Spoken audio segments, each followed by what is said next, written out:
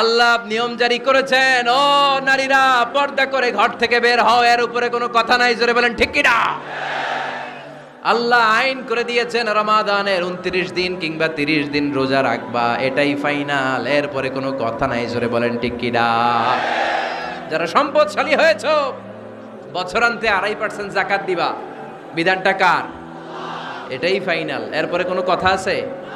তার মানে আল্লাহ আল্লাহ রাসূল যেটা দিয়েছে এটাই ফাইনাল, এটাই সর্বোৎকৃষ্ট, এর চেয়ে উৎকৃষ্ট আর ভালো হতে পারে না, এটাই শ্রেষ্ঠ। এক সাহাবী বলল, আসুমুদ্দাহার, আমি সারা বছর রোজা রাখবো, রোজা ভাঙবো না।